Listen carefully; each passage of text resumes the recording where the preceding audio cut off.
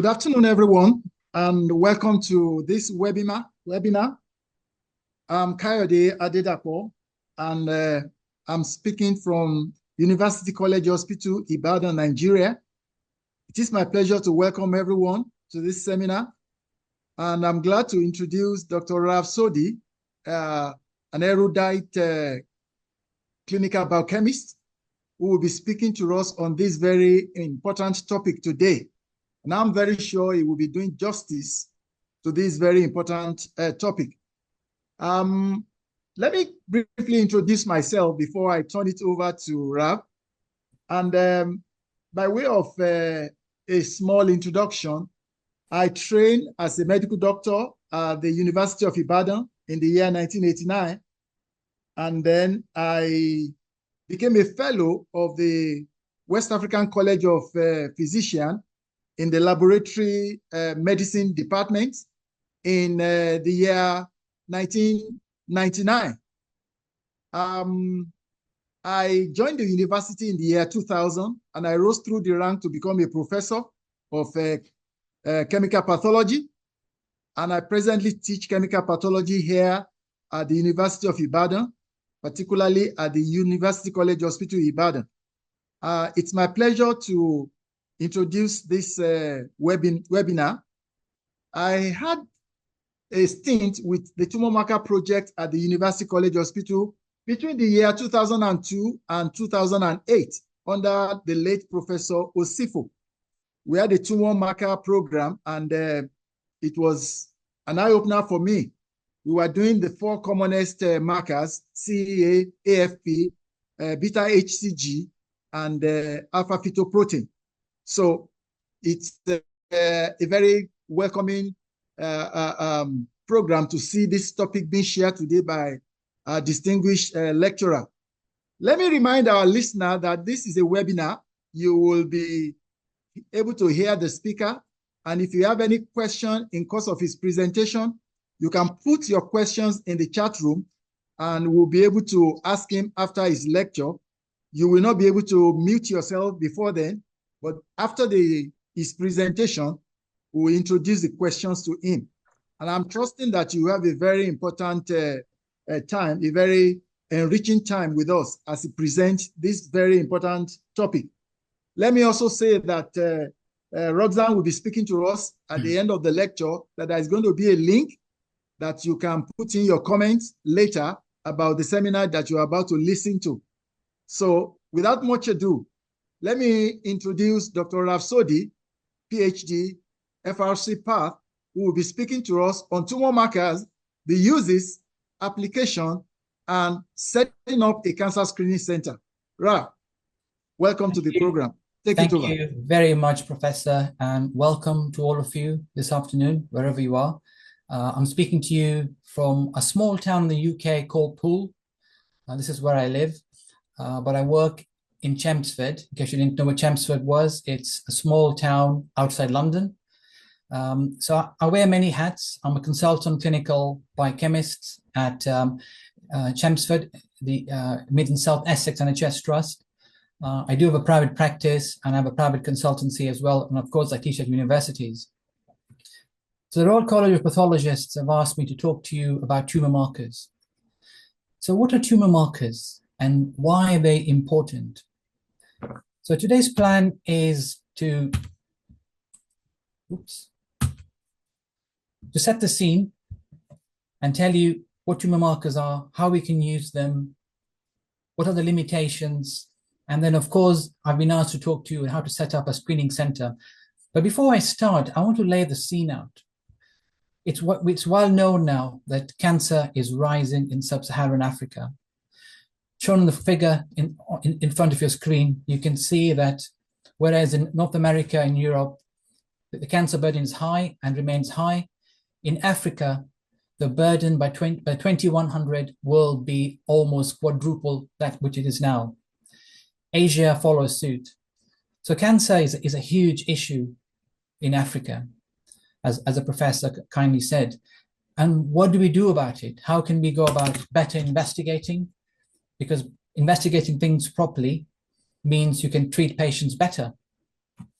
So what's the WHO saying about cancer? So we know the burden is high. And if you can see this figure here, in lower income countries, the cancer burden has now surpassed the cancer burden in high income countries. This is partly due to increased investment in high income countries, but we're very, very far away from the so-called the WHO Sustainable Development Goals.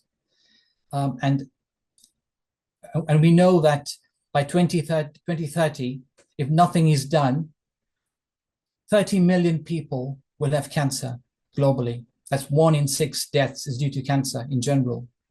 So we've got to invest. And WHO is saying we've got to invest wisely. So for example, in Africa, for every per capita, the investment should be at least £2.70, which is a huge, huge ask. So what do we do? How can we better use our resources? Are tumor markers the answer? So let's take a step back. Why am I interested in tumor markers, and how did I become interested in tumor markers? So about almost 15 years ago, a clinician called me. I was a junior at the time in Liverpool, and he had a 45-year-old male who was always complaining of constant tiredness, diarrhea, and dyspepsia. At presentation, his CA19-9, which is a tumor marker, and we'll talk about this shortly a bit later on. The level was quite raised. It was 659. A month later, it was 700. And bearing in mind the reference range is 41. And as we all know, reference ranges are very assay dependent. And we were using the Advia Centaur at the time. But what he said was, I can't explain this result. Could this be a false result? So I said, okay, let's check it. Let's send it to our neighboring hospital using a different platform. And they're using the Roche assay. And lo and behold, the result came back at 16, completely within the reference range. So I thought, I wonder if that's a mistake. So I sent the sample to another reference laboratory using the so-called Brahms-Kripke. Now, for those who don't know, the Brahms-Kripke is one of the best assays out there. The way it works, it's devoid of interferences. So it's almost like a gold standard. So we sent the sample there, and it also came back normal at 8. So as a chemical pathologist or a clinical biochemist or a lab technician, what we would do, the first thing you do in a laboratory is you do some studies. So the first thing you do, dilution. Now, just to set the scene, I won't have time to talk about how you go about investigating interferences today, but please look up this paper here. It's a paper we published about 15 years ago. In it, we describe how to systematically investigate results which don't fit the clinical picture. So the first thing you can do in any laboratory in the world, very straightforward, very easy, is do a dilution study. Take the sample and dilute it. And the idea is, if there's an interference, that interference will be diluted out and you'll get a true signal. So that's called parallelism. So if you're getting results that are similar to your actual sample on dilution, so shown here is an example of a patient sample and a control serum. As you can see, they're matched and parallel, albeit curvilinear. So this, in many ways, said there was no interference, which is a bit confusing. Now, it has to be said at the outset, interference testing by dilution is not foolproof. In up to 40% of cases, you will not know whether there's interference or not. So we said, okay, the dilution studies are not promising. What else can we do? Now, it so turns out, and I will talk about this shortly, that CA19-9 is a mucin. And mucins, as we all know, have got a lot of sialic acid residues on them. And lectins bind to sialic acids. So we thought we would do a very simple study and incubate the samples with lectin. And the idea was, if there's interference, then there'll be binding and there'll be no antibody signal. But as you can see here, we took 6 patients, including the case in point, which is shown in the filled square. In all controls, there was decreased signal, as you'd imagine, as you'd expect. But in this patient, there was completely no change in the signal. The interference was still there, and there was a raised level of CA19-9. And this, at this point, suggested to us whatever is causing interference in this person's serum is something distinct from CA19-9, something else in this person's serum. So then we asked ourselves, what else can we do? How can we go about proving what it is? Another thing we can do in the laboratory is we can do polyethylene glycol treatment. We all do this. And if a sample is bound to immunoglobulins, as many things in circulation can be, then PEG will remove this. Again, in controls, there was no change. But interestingly, in this patient, as you can see, PEG completely removed the interference. So at this point, we concluded that whatever is interfering in this patient's serum is not CA19-9 and could be a macro complex because PEG has removed it. So we asked ourselves, how do we go about proving what it is? And so we did a very simple experiment using gel filtration. As you can see in the figure, a normal sample, so CA19-9 has got a molecular weight of about 200 to 1,000. It does vary because it's quite a heterogeneous molecule. And this is a normal control serum, as you can see, it is eluting at this point here. However, this patient's serum eluted much further on, at around 100 kilodaltons. So we concluded that there was a low molecular weight, around 100 kilodalton interferent in this sample. Now so you got to remember, this is 15 years ago. And in those days, mass spectrometric methods were not well developed and not widely available. Today, if we had this sample, we could go further and pinpoint exactly what the interference was. So just a cautionary tale about using tumor markers. They're not foolproof. There's many interferences in immunoassays, as we all know, and many of these tumor markers are not specific. So we've got to be very careful, and I can't emphasize this enough. Another case. So this was another case where a team in Saudi Arabia contacted me and asked me and said, we've got an individual here who's losing weight quite significantly, and he lost almost half his body weight in 4 months. And his CA19-9 to this day remains the highest recorded in the reported literature, over 19 million units. So because it's so high, everyone presumed there's something going on, and I presume they read this paper in the press and thought they'll approach me and ask if I can help. And so I said, we'll look into it. So again, the first thing you do, as I said, very straightforward, you do a dilution study. And lo and behold, the results decreased as expected. PEG treatment showed no difference whatsoever.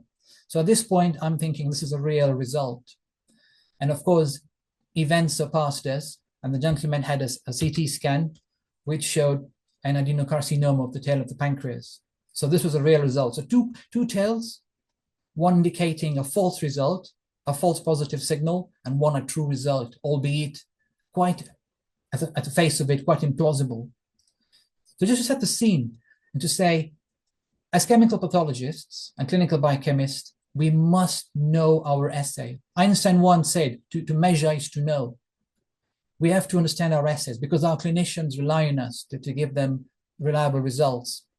And one of the messages I want to state today at the outset is, if your result does not correlate with the clinical picture, always question it. Always question results. That's one of our roles as clinical scientists, chemical pathologists, and laboratory professionals. Very important. So having laid the scene then, we know cancer is a huge problem in Africa. We know tumor markers are problematic. But what can we do about it? So let's take a step back and ask the question, what is a tumor marker? So a tumor marker can be any molecule, proteins, nucleic acids, that is produced exclusively by a tumor. It's not always the case, but if it's not produced specifically by a tumor, then it should be produced in much, much, much higher concentrations than normal tissue.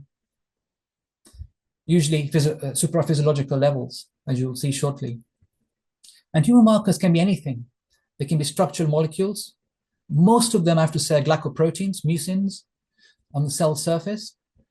They can be secreted products, alpha-fetoprotein, secreted by the embryonic yolk sac, and indeed the main protein in utero, and human HCG, which is secreted by the trophoblastic tissue. So we'll go through each of this in turn. Now, I won't have time to talk about nucleic acids, but you probably know this, there's a burgeoning field right now on microRNAs. And microRNAs offer very promising, very specific tumor marker. I won't have time to talk about this today, but in future, maybe we can talk about this. And there's many. And unfortunately, they're not specific as well.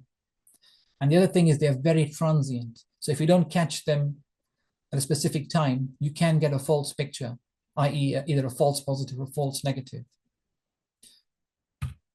So what constitutes an ideal tumor marker? So as I said, first and foremost, it must be detectable in a given malignancy. So PSA, as we'll see, is specific for the prostate. CA125 is used in ovarian cancer. It's not specific, unfortunately, and so forth and so on.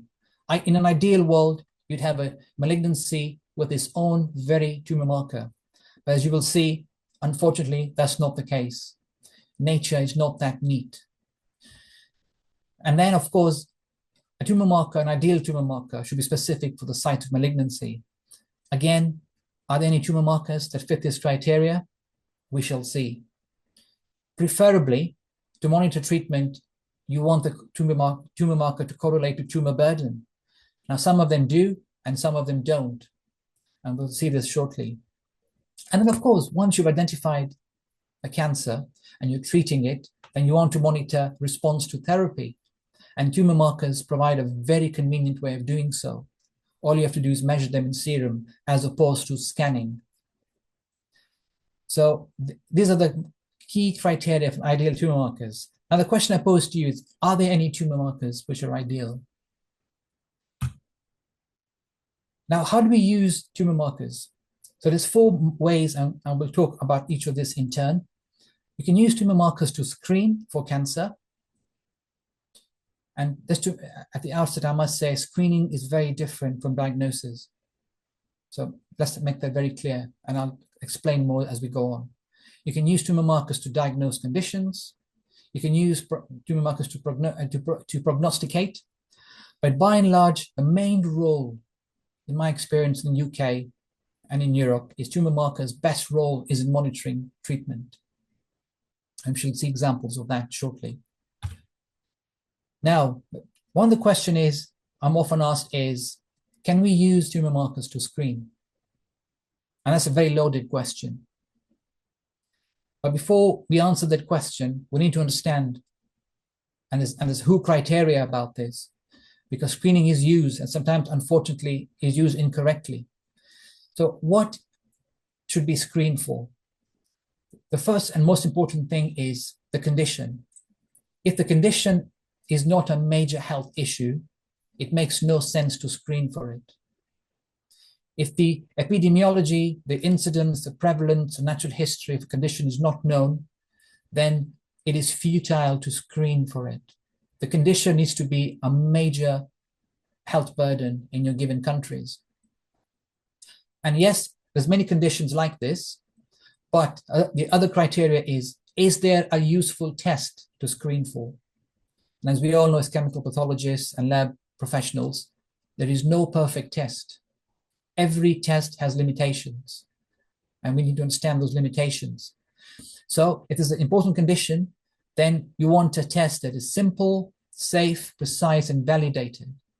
And you want to know the reference range in a given population, and where applicable, clearly defined thresholds.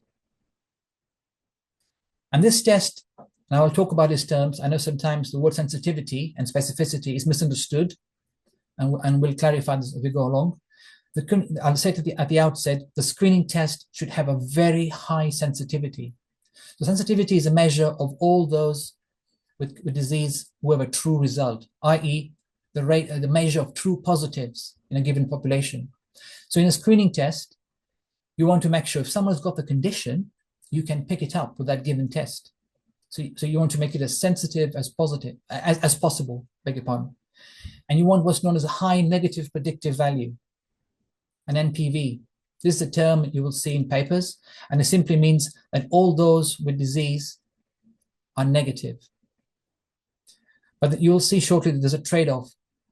Mathematically speaking, when you increase sensitivity, you decrease specificity and vice versa. And that's the nature of the tests. So once you've screened for an important health condition with the sensitive test, it is pointless to do so if there is no confirmatory test. So you've screened the test that's very sensitive, but unfortunately it's got many false positives, but you want to confirm it with another test, which is now more specific, and in this time has a higher positive predictive value. So I'll make all these terms clear shortly, so bear with me. So you want a confirmatory test. And once you've done that, then you want to treat the individual. Don't test if you can't treat. That's one of the mantras that we have in the UK. So there needs to be a treatment. So if you're screening for cancer, and you're telling an individual you've got cancer X, if there is no known treatment, then that's been a futile exercise. And of course, you want randomized controlled trials that show your screening program is very effective. And these are important points when you're thinking about screening. Now, apologies about this slide. It's a very busy slide, but by the way, I will share the slides with you after the talk. So these are all the commonly used tumor markers. The list is by no means exhaustive. There's many other tumor markers. Many have come and gone, I have to say, because they were not found to be useful, and there are many on the horizon. And I won't talk about those today, because that's a different topic, because there's a lot of controversy still about them. But we'll go through each of these apart from calcitonin, which is not widely used, although our ENT surgeons use it quite often in my hospital for medullary thyroid carcinoma. But note one thing, if you will, at the outset. None of these tumor markers are fit for screening, with the exception of maybe you could argue AFP in the case of hepatitis, where, as we all know, liver cancer is very common, or is an unexpected natural sequelae. But you already basically have a very high pre-test probability that someone's got a cancer. So you could argue it's not really screening; it's more or less monitoring or early detection. But one thing, as I said, is tumor markers' best role is in monitoring therapy and detecting cancer recurrence. So they've got an important role, maybe not so much in screening, but indeed in diagnosis and in monitoring. So for the next few minutes, let's talk about the 7 most commonly requested tumor markers. So I'll go through each in turn. I'll tell you what it is, what the red flags are when you want to consider measuring it, what the red herrings are. As I said, there's no perfect tumor marker. They all have limitations.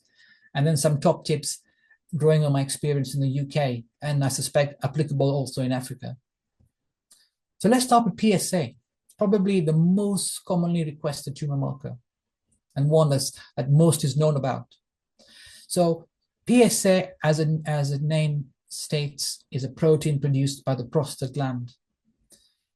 Obviously, its main role is in prostate cancer, and it's got both diagnostic and prognostic utility. But very key point, in symptomatic men. So we're not talking about screening. So if I didn't define it already, let me tell you what screening is. So screening is looking or searching for a condition in the general population. Diagnosis is confirming a disease in a population where someone has got symptoms already. So as I said, you already have a very high pre-test probability that something is going to be positive. And that's the best way of using biochemical tests, really. Although some may have the sensitivity and may be useful in screening. So the reference range for PSA in men is known, and very simple, as stated there, it increases with age, such that by the age of 80, we can't even tell you what the correct reference range is, and we tell our clinicians use clinical judgment, correlate the result with the clinical picture. If the gentleman has got symptoms, then that given result might be pathological. Otherwise, it might be completely constitutional or normal for that given individual. And this is one of the limitations of reference ranges. Our clinicians like them, we like them, it helps us interpret results, but they're not applicable to all populations. And don't forget, reference ranges are usually only applicable to the 95% by definition of the population, the so-called 2 SDs from the mean. And you can be an outlier and still be very normal, and vice versa.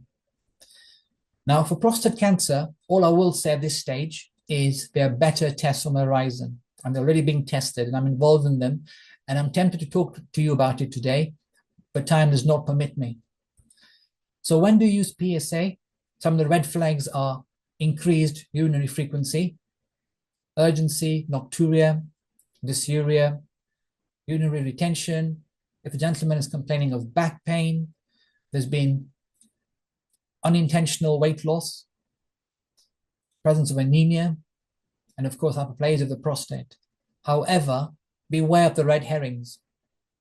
Anything which affects the prostate, any activity, any infection, inflammation, or the so-called benign prostate hyperplasia, or the use of catheter will give you a falsely raised PSA.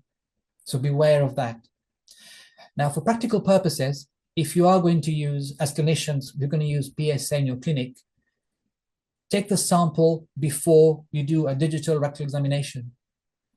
Often I get calls from GPs saying, I've got an individual here with a raised PSA, and I often ask them, did you do the DRE first or after taking the sample? And how many times have I found that they've done it before the sample is taken? Don't do that. Anytime you stimulate the prostate, you will secrete PSA.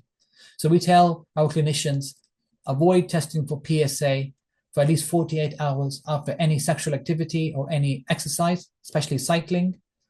And if you've had a surgery of any sort, avoid testing for PSA for at least 6 weeks and let the prostate settle. Now, if you do have a raised PSA, keep an eye on the ALK phos. So prostate cancer has a tendency of metastasizing to the bone and liver, in which case the ALK phos will be the first sign that you might see. And as biochemists and chemical pathologists, you might be the first person to pick this. And we often see this in clinical practice. We see an individual with very high ALK phos, and we add the PSA, and it's come back extremely raised. So this is PSA. So if you have any questions at the end, please make sure you do ask the question.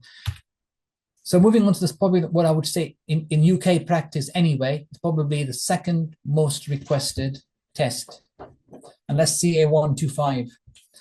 And I think it's commonly requested in the UK is because there is NICE guidance on it. So if you don't know what NICE is our, if you like, our organization that tells us how to treat patients. It stands for National Institute of Clinical and Care Excellence.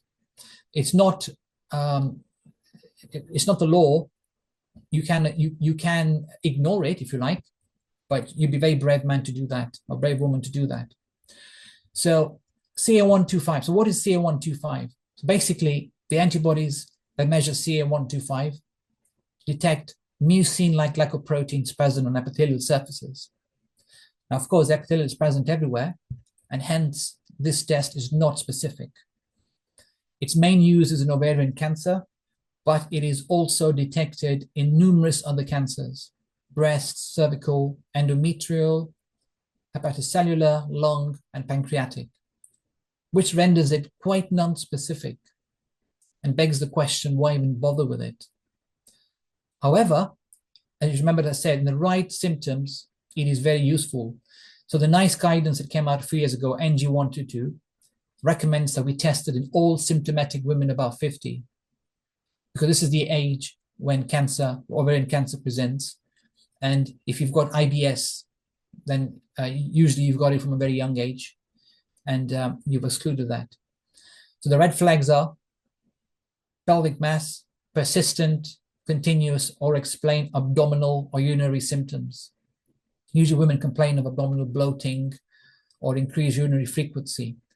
I have to say, quite vague symptoms, but if you've got the symptoms and the CA125 is more than 35 units, which is what we use in the UK as a reference range for a given method, then the recommendations are refer the woman quickly for a pelvic ultrasound, and indeed within 2 weeks. If it's negative the first time round, our recommendations in the UK are reassess at 6 weeks. So this is how we use it in the UK, and I think there's enough data to show it's working. We have got a good cancer detection rate, but of course, as I said, it's very non-specific. Now the red herrings, and there's many, unfortunately: pregnancy, menstruation, endometriosis, ascites. Don't forget, it's a mucin present on epithelial tissue. So anywhere you've got exposure of the epithelium or inflammation, then you're going to get a raised CA125. So a good test in the right context, especially with symptoms, but very non-specific. And then the next test we use, so I won't say it's the third most commonly requested, but it's not far off, is CA15-3, carbohydrate antigen 15.3. Now this detects the product of the mucin-1 gene. Its main role is in breast cancer, and it's mainly used for monitoring treatment. So once breast cancer is diagnosed and the person's on chemotherapy or radiotherapy, as the case might be, then they use CA15-3 to monitor patients. And we've got doctors who keep graphs of the tumor marker, and they try and correlate it with tumor burden. It's a very good test in the right settings, but of course, very, very, very non-specific. So the red flags for requesting it is any changes in the breast, and a lump, an inverted nipple, any scaling or crusting or flaking around the areola, think breast cancer. But of course, I'm not recommending you use CA15-3, but it has been argued if you've got the symptoms, then the tests can point you in the right direction. But then there's many red herrings, it's very non-specific. Any benign ovarian, breast, or liver disease will give you a raised CA15-3. So it's mainly used in the UK by specialist breast cancer surgeons. Moving on then is CA99. This is the topic I opened with, one of my interests. And basically, so CA19 is quite interesting. And what it is basically detecting the Lewis blood group antigen. Now, what always interests me, and I think find it quite befuddling, for lack of a better word, is this blood group antigen is absent in 10% of the population. We don't all have it, but yet the tumor marker is used randomly. Now, its main role is in detecting pancreatic cancer. It can be used for diagnosis, where the suspicion is very high, whether you've got symptoms, and we all know pancreatic cancer is a very insidious disease to detect. Usually patients present when it's already too late. And so there's big studies out there looking at what are the main red flags for pancreatic cancer and what's the best way of diagnosing it. The so-called ADEPT study, which is still ongoing, they haven't reported back, but the ADEPTs is the accelerated diagnosis of, I believe it's neuroendocrine and pancreatic tumor survey. It's a big study done by University College London, and it's still undergoing its final stages. So hopefully we'll hear from them in a year or two. And I think it will give us hard data on what are the top red flags for pancreatic cancer and how we can go about better diagnosing pancreatic cancer. But this tumor marker, as you saw in the opening case, is raised in any pancreatic disorder. Anything from cystic fibrosis, diabetes, trauma to the pancreas, and of course in pancreatic cancer. So unfortunately, although it is somewhat specific for the pancreas, it is not specific for cancer of the pancreas. And it's mainly requested by specialists. Moving on then to the next tumor marker, CEA, carcinoembryonic antigen. Now this is basically glycoproteins on epithelial surface in the gut. So its main role is colorectal cancer, but also interestingly, medullary thyroid carcinoma together with calcitonin. It's been shown to be a very good prognostic marker. It's not recommended for diagnosis. There's better ways of diagnosing colorectal cancer, as we'll see shortly. But once you've got cancer, our clinicians use it to monitor patients. And it's very good at detecting recurrence of colorectal cancer. Red flags, colorectal cancer has got a huge list of presenting features, which we'll talk about in the next few slides. So I won't recommend this test for diagnosis. And in addition, there's very many conditions where it's raised. Inflammatory bowel disease, liver disease, CKD, pleural inflammation, making it very non-specific. So it's only used in specialist hands for monitoring colorectal cancer. We now turn our attention to tumor markers which are secreted. And the first of the two is AFP, alpha-fetoprotein. And this is a glycoprotein which is secreted from yolk sac or the fetal gastrointestinal tract on the liver. Its main role is obviously hepatocellular carcinoma and testicular or germ cell tumors. We use this in practice to screen high-risk patients, those with pancreatitis, with hepatitis, beg your pardon, and cirrhosis, to monitor the development of hepatocellular carcinoma. Unfortunately, again, it's not specific. It's also raised in colorectal, gastric, and lung cancer. It can be diagnostic in the right setting, but again, its main role is monitoring. And the red flags for testicular cancer, which again is another very insidious condition, is usually any diffuse testicular swelling, any hardness or pain or any lumps. Think testicular cancer. And for liver cancer, we normally see typical LFT changes, such as jaundice, a rise in ALP and ALT. So these are all things that we can monitor in the laboratory. Any benign liver disease, unfortunately, will cause the AFP to increase. Finally, then, the last secreted tumor is your human chorionic gonadotrophin, HCG.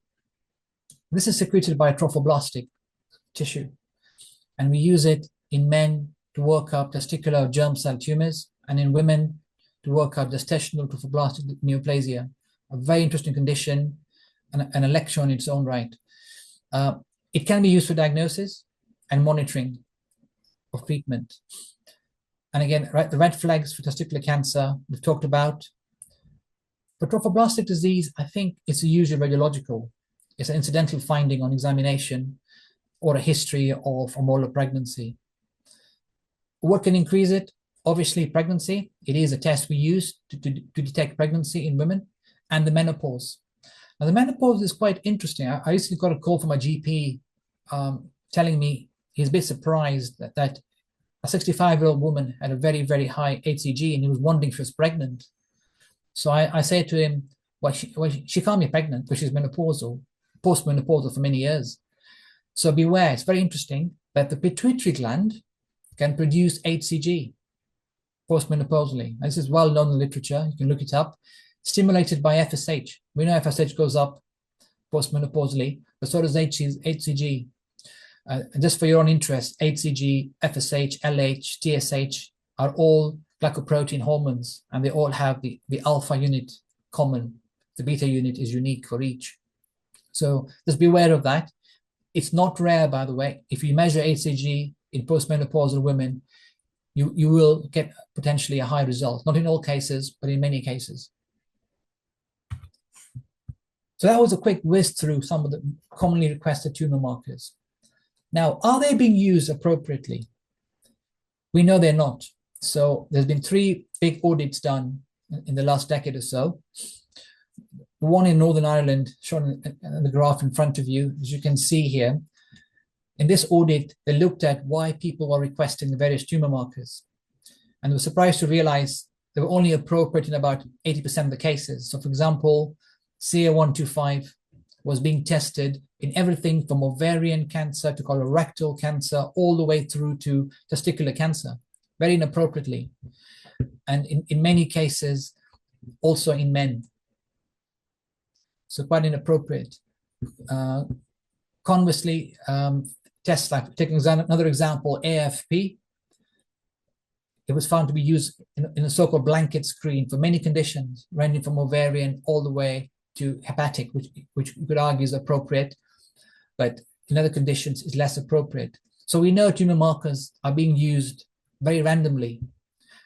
Sometimes as clinicians, very busy clinicians, you can get tempted to request tests almost as a fishing exercise. And I would dissuade you from doing that if you and pass this message on.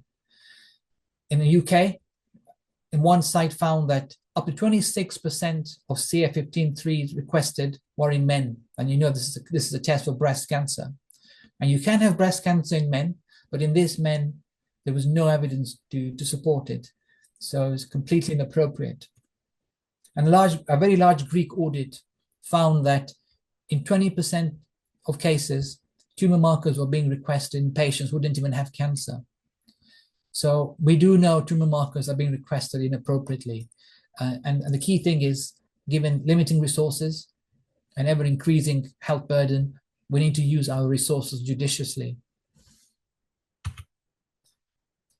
So finally, I'll turn my attention to colorectal cancer, which is something closer to home. We've got a screening center in my lab for it, not a screening center, a diagnostic center for it. But just to lay the scene for you, colorectal cancer is the 4th most common cancer in the world. 41,000 people are diagnosed annually. And as the figure shows here, it's more common in men compared to women. And in the UK, it's the 2nd biggest killer. A patient dies of colorectal cancer every 30 minutes.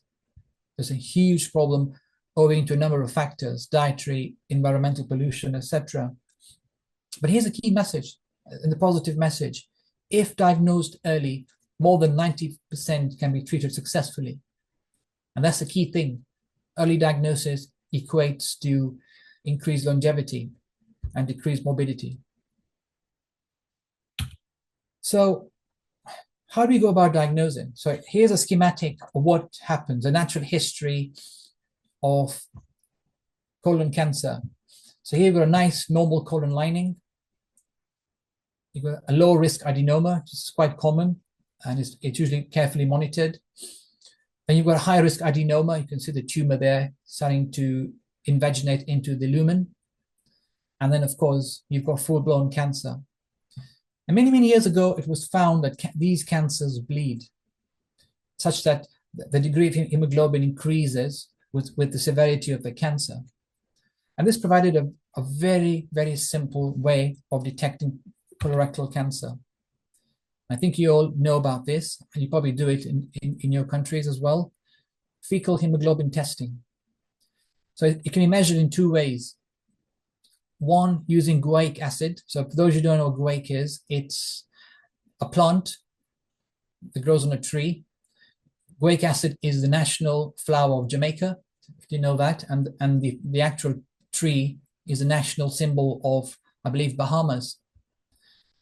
In Victorian times, this was used as a treatment for syphilis. And throughout the centuries, it's been quite a fascinating a molecule, shall we say. Now, interestingly, guaic acid combined with peroxide reacts with heme found in blood, the hemoglobin molecule, to form a very dark blue compound. So you can see here, if you have blood in your feces and you combine it with guaic acid in the presence of peroxide, it turns blue, giving you a positive signal. And of course, anything else is negative. Unfortunately, this test is very non-specific. Many foods are affected, including food dyes, meat. There's heme present in a lot of meat sometimes, depending on what kind of meat you're eating, or whether it's a blood meal. We have a thing called haggis in the UK. I don't know if you know what that is. It's basically fried blood that's congealed, to put it simply. And of course, medications, many medications, including iron supplementations, will give you a false signal. So it was never a great test, but it served its purpose. And it's still used, by the way. Thankfully, we've got a more specific test now, basically a antibody against hemoglobin, very simple test, automated and used in many countries. So here we've got the OC sensor, and you've got a collection device. All you do is open the lid, remove this collecting stick, and just we tell patients to scrap their poo with it, and then put it back in there carefully, and then that's your sample. This collection device is not opened after this. It goes straight on the machine, and you can detect hemoglobin. It's called the FIT testing.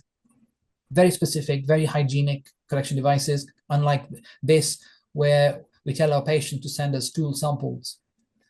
So as you can see immediately, because this is so simple and so hygienic and so easy to collect, it can be used for screening. And indeed, it is being used for screening, and probably one of the best examples of screening in the world. So how do we use it? So in the UK, we've got an NHS bowel cancer screening program. And we invite all patients above 55 to be tested.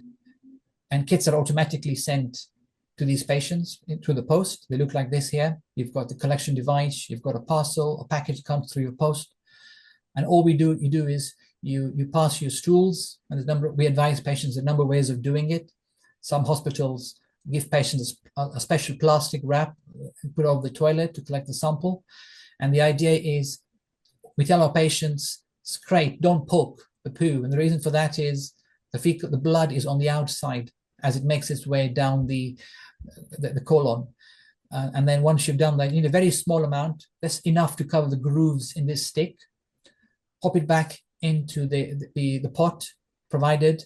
Put it back in this envelope that's very well sealed and safe for posting, and just posted. Simple as that. And there's all kinds of crusades and, if you like, engagement activities and advertisement encouraging people that when the test comes through the post, do it quickly and send it.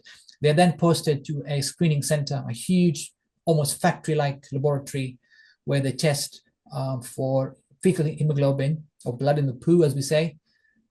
And then if it's positive, a nurse or a clinician will contact you and send you for further testing, usually a colonoscopy.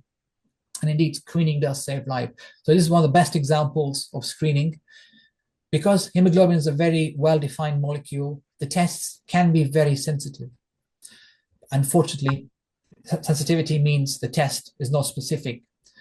But that's okay, as you'll see shortly, for a screening test, because false positives can be ruled out with the confirmatory tests. And this is how screening works. So Europe and in England, we use this. In America, it's not a big thing. In the US, because it's private medicine and patients are sent straight for colonoscopy. Unfortunately, in the UK, given the limiting resource that colonoscopy is, it's very expensive, it's very far and few.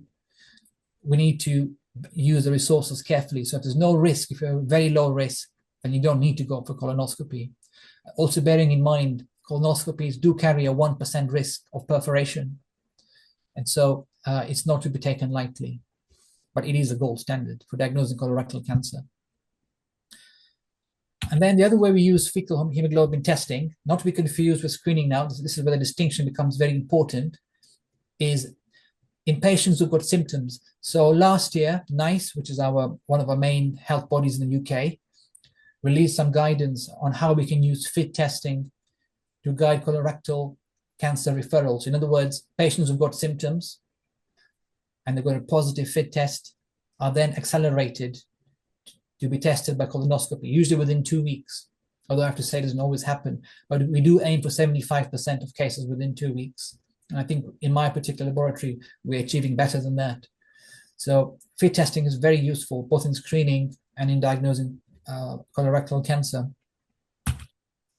So what were the criteria for FIT testing? So it is quite a huge list. And basically, the criteria state test anyone with FIT if they've got an abdominal mass, any change in bowel habit, and that's very important. Iron deficiency anemia, because if you're losing blood, inevitably at some stage you will become anemic. And I have to say, iron deficiency anemia in the setting of cancer is a very powerful prognostic and diagnostic marker, so not to be overlooked. And if you're above the age of 40 and you're losing weight or you have pain, then you qualify for testing. If you're under 50, but you've got rectal bleeding with pain or weight loss, then you get FIT testing, bearing in mind that many symptoms, hemorrhoids, etc., or polyps do bleed, but those are not positive. There's not cancer. So we want to try and avoid that, but it's not easy usually.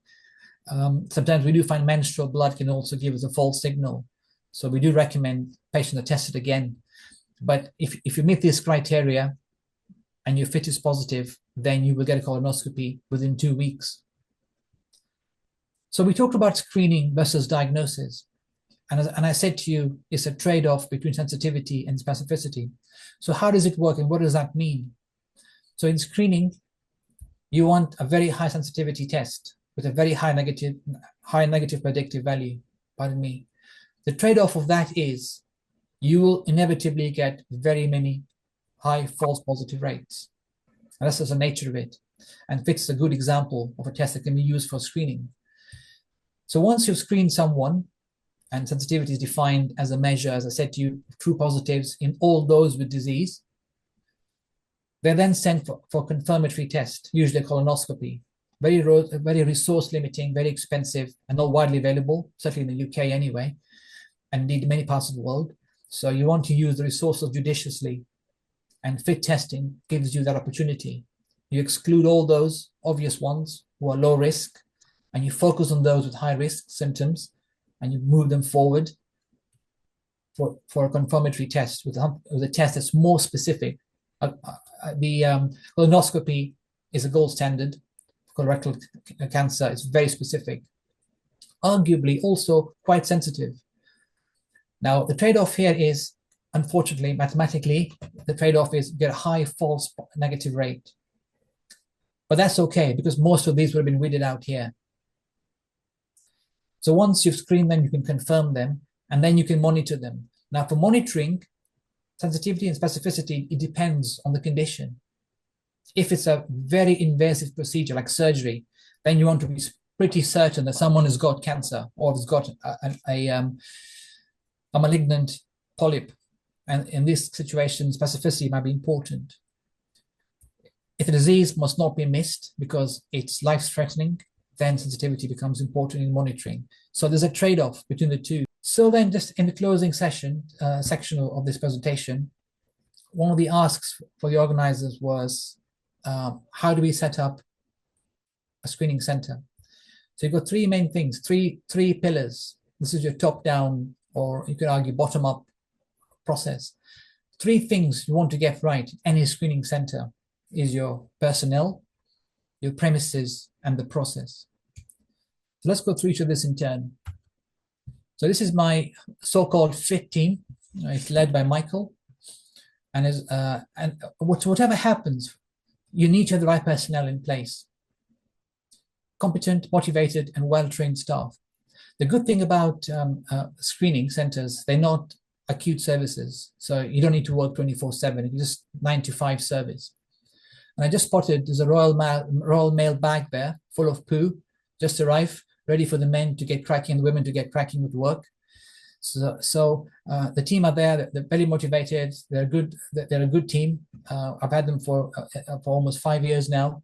So we're going strong, and we're fully funded by the UK Cancer Alliance. The Cancer Alliance is basically a coordinated cancer care structure in the UK, and we're the East of England Cancer Alliance. So having a team in place is extremely important. You need the right staff. If you don't have the right staff, then everything else, the premises, the equipment, the process fails. You need the manpower to do the work. And indeed, we're relying more and more on artificial intelligence going forward, but that's a different story for another time. But for now, we're reliant on humans to help us move the work through. So once you've got the right team in place, you want the premises, which also includes equipment. So we use the HM-Jack, which is made by the Alpha Labs. And if you notice, if you will, in my department, the different sections, they name all their equipment on Harry Potter characters. So they've named themselves the FIT team, and they've called this instrument Sirius Black. Don't ask me why, but there you have it. So having the right analyzer in place is very important. So this analyzer is a workhorse, I have to say. It can do up to 100 tests an hour. We do about 300-400 FIT tests a day. So it's quite a factory, it's quite an activity, and that's actually, they're looking quite smug. And of course, it's okay having the team in place in the premises, but you need to have other administrative, if you like, ancillary services set right. You need to make sure there's water, electricity, air conditioning. Temperature control is very important, especially for organic materials such as feces, which goes off. And of course, if you're using an enzyme-based assay, then temperature control becomes very important. And of course, in the UK, indemnity insurance is a big factor. And then, of course, we're dealing with patient samples, health and safety considerations, using PPE, your gloves, your lab coats, and where appropriate, face masks are very, very important. So that's your personnel and your premises. Once this is in place, then you can start putting together the process. Forgive the slide here, it's a very busy slide, but basically just for you to get a feel that based on certain criteria, patients are then pushed through the whole sequence of events to finally get either a fit test or a colonoscopy.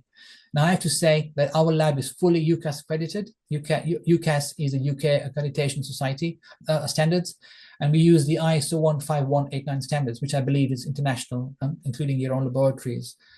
And all our testing criteria is as per NICE guidelines or NICE recommendations. And our process map is in accordance with the East of England Cancer Alliance. So we've had discussions with them, and we've decided what's the best way of investigating our patients in the East of England, where I'm based, where Essex is based.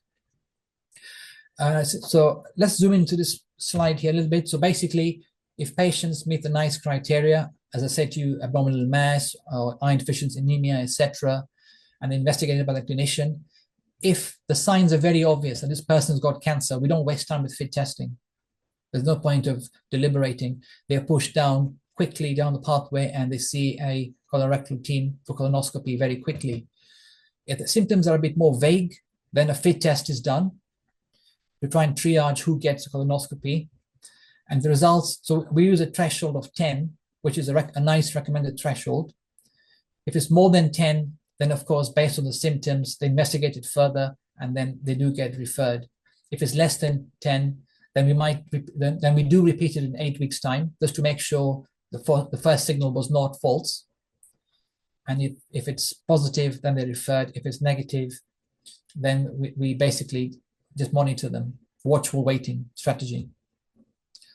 So that's the three things. If you're going to set up a center in Africa or indeed anywhere, the three things you want to really get right is your team, the people, your equipment, and the process.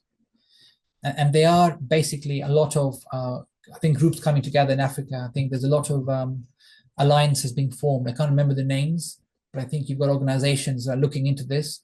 I was looking online at, I think there's one called Cancer South Africa Alliance. So there's a lot of things that is happening that's positive to try and improve the care and diagnosis of cancer.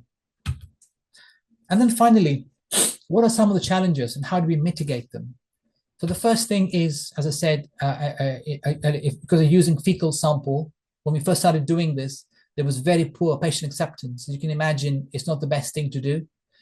It's not the most fun thing to do, to put it mildly. And certainly in a very conservative society, as like in the UK in some parts, it might not be the done thing. But with patient engagement education, people have come to accept it, such that it's almost common practice now. Anyone above 55, they joke about it in pubs. Did you get your kit through the post? You're an old git now. You're going to get your kit soon.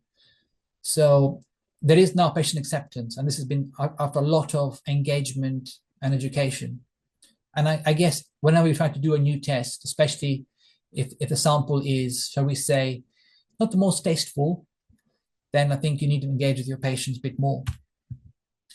And then the bane of our profession in biochemistry and hematology is the huge variation sensitivity of the various tests, all the way from Roche. So in the UK, the big five players are Roche, Siemens, Abbott, and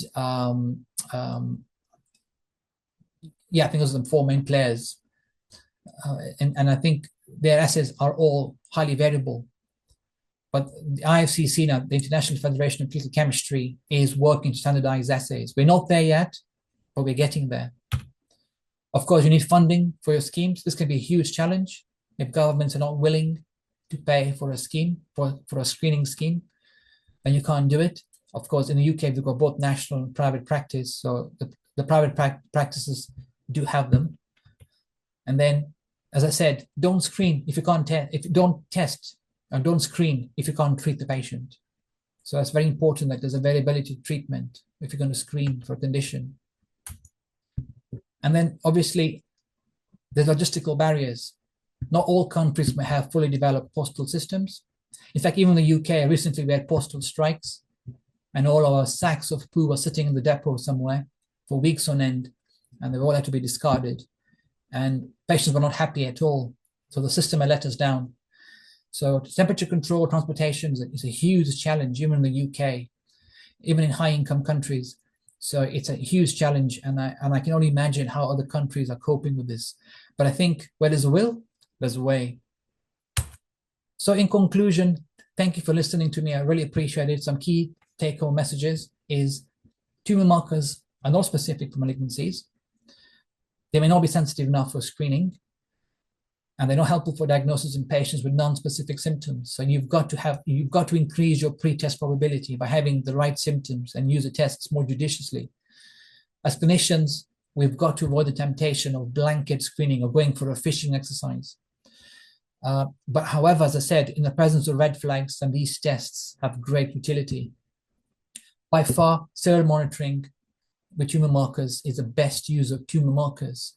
And if you're going to set up a screening center and you're going to select a screening test, choose one that's sensitive with a very high negative predictive value. And remember the 3 Ps: people, premises, and processes. So in conclusion, I'd say, let's get together and crack and conquer cancer. Thank you so much for your attention, and over to you, Professor.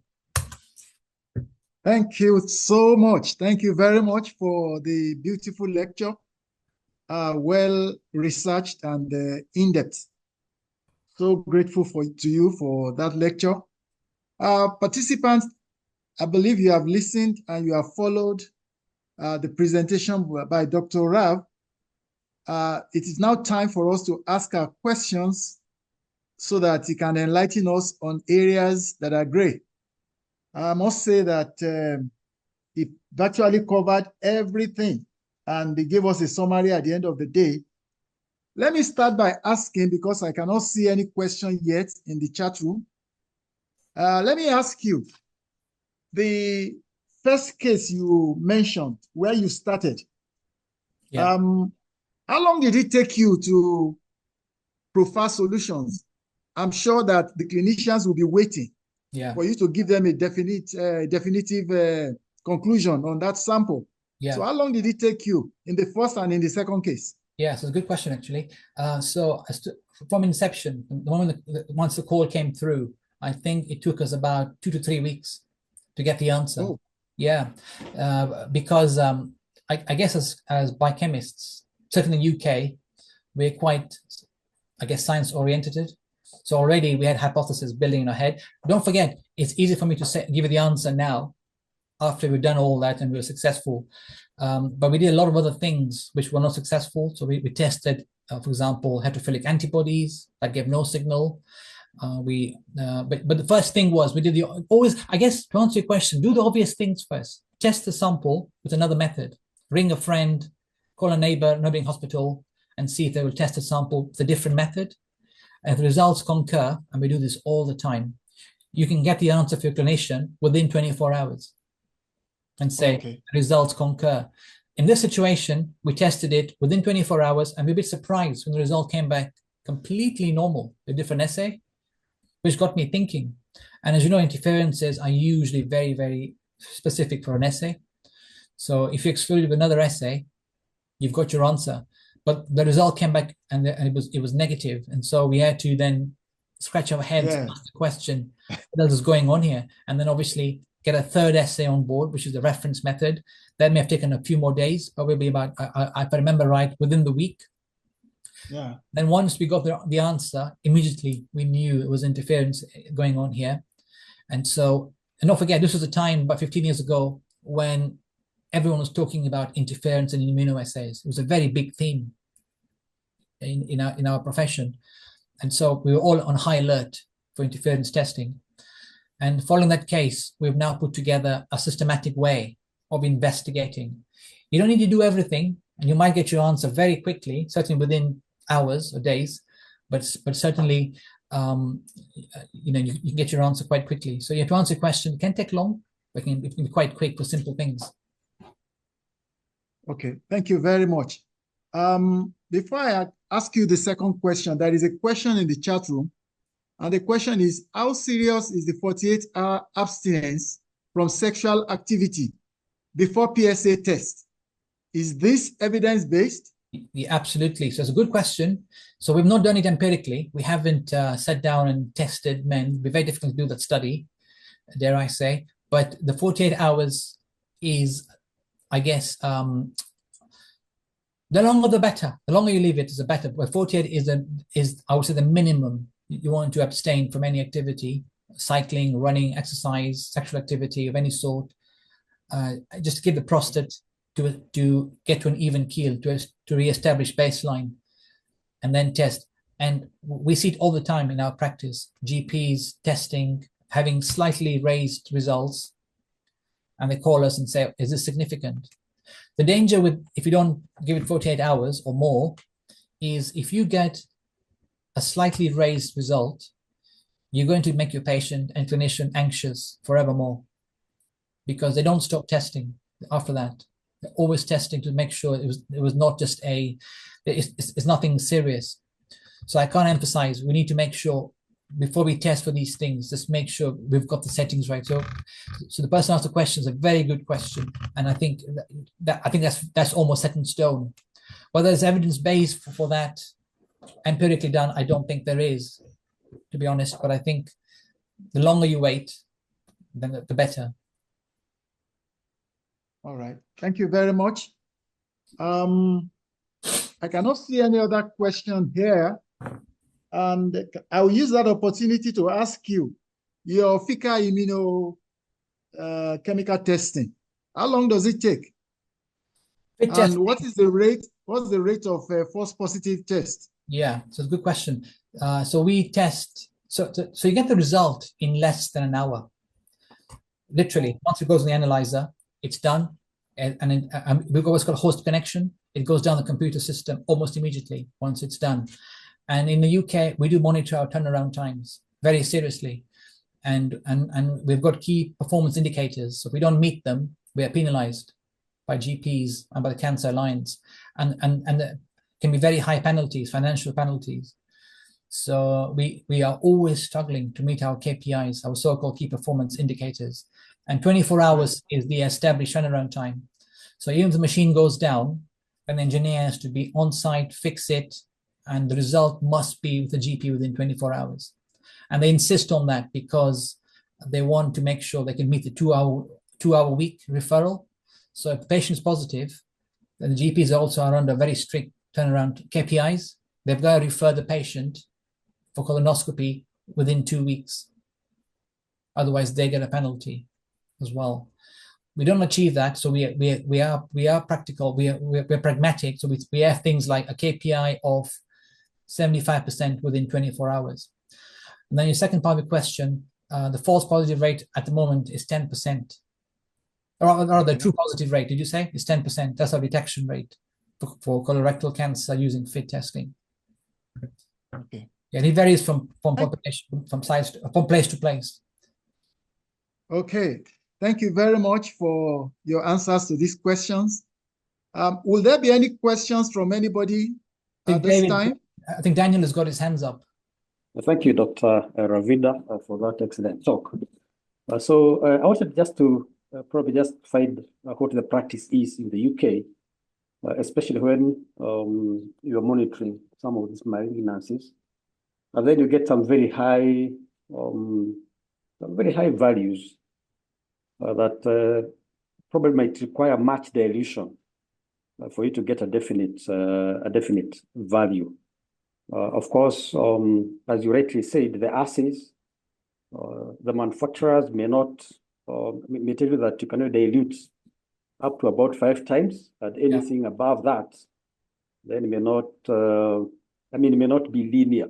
So I don't know, because I think from what I've seen here, the practice is like some labs in Kenya will actually dilute up to the maximum to give you a value, and then when that patient then comes to, for instance, a place like where I am, then you are not able to do the same, and therefore we tell them that we cannot give you a definite value for that. So I don't know what the approach is and what the best solution would be, because I think, as you said, probably patients are anxious. The doctors want to know whether the treatment has an effect. Yeah. Yeah. Thank you. That's a very good question, actually. And actually, you raised a very important point. So one of the things is, especially in the UK, we're very keen on this. You don't want to go against your manufacturer's recommendations. So as Daniel says, if for example, for a given assay, if you're only allowed to do up to a 5-fold dilution, then in normal practice, you would do that. You wouldn't go beyond the recommended dilution. So for example, if for PSA, if the kit insert or the guidelines you've been given by the manufacturer says don't dilute more than 1 in 1,000, for example, then you don't want to go beyond that, because you're then going beyond the recommendations, and it's on your own responsibility. And that's a point taken about that. But you've got to remember, so that's in normal patients. If it's a pathological case that doesn't fit the picture, you can do all this so-called experiments behind the scene. And usually, if you're going to report it to the clinician, what I would recommend is pick up the phone and maybe have a discussion with them and explain what you've done and why you've done it, and what it points to. But Daniel, I have to say, in my experience, you don't have to go if it's interference, you don't have to go beyond the recommendations. Usually, it becomes immediately apparent by your third dilution within the accepted criteria that there's something amiss, because suddenly the result. So if you've got an interference, suddenly your result will not dilute. So interference doesn't get affected, but your actual correct result, if you use a control, it will go down sequentially. But in interference is lack of linearity, and it almost by the second or third dilution, it's very obvious. So you don't really have to go to the nth degree. For a publication, it's different. These were patients. This given patient was very, very completely. The results were not in keeping with the presentation, and so we had to go the extra mile, as it were. But in practice, you will need to do that. And in reality, as long as you follow the manufacturer's recommendations, you do get your answer. Of course, the other studies like lectin precipitation, polyethylene glycol precipitation, gel filtration, these may not be widely available. So you might have to refer to a specialist lab like myself. And usually when that's the case, the clinician in question understands that the sample is going to a specialist lab for further investigations. Does that make sense at all? Yeah. Did you want to come back, Daniel? No, I think it's thanks. I think that is well put. Yeah. And thank you very much, Daniel. Thanks, Daniel. Yes, go on, please. Yeah. Sorry, Prof. Okay. Yeah. Thank you very much for the brilliant answer. I'll now ask Roseanne to give us any other announcement. I cannot see any other questions on the chat room. So, Roseanne. Thanks, Prof. I can see one more question that's just come in the chat box now. Okay. From Francis. What's your comment on dealing with inter-assay variation? Thank you. Yeah, so it's a good question. So it is, as I said, a huge challenge in our profession. And the answer really is, I think our UCAS, and in fact the ISO 15189 guidelines do state this. For immunoassays especially, you have to state your assay and the relevant reference range. So that's probably the best of handling that conundrum.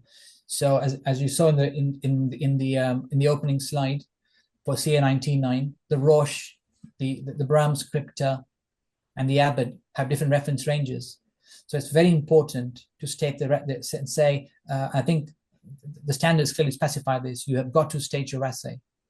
So you could say, we use the Brahms Scripta assay for PSA, or we use the Chrysochlin complexin assay for calcium, or whatever. So yeah, state the assay you're using, and so it's clear. And of course, give relevant reference ranges. So the different assays will have their own unique reference ranges.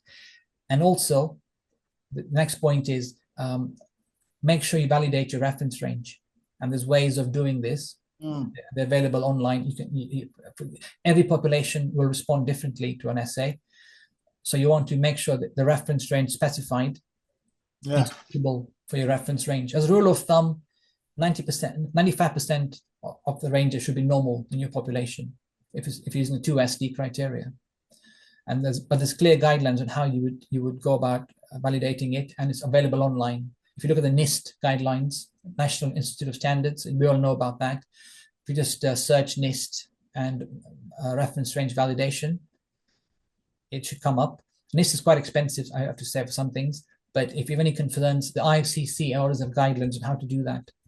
And those are usually free of charge, if you remember. And I think membership is very nominal or free for most people. So I would recommend joining the IFCC. I think it's a really good organization. And of course, phone a friend. Ask if any doubt how to do it. They're all available. We're one community. Okay. So you can always email ahead and ask. Thank you very much.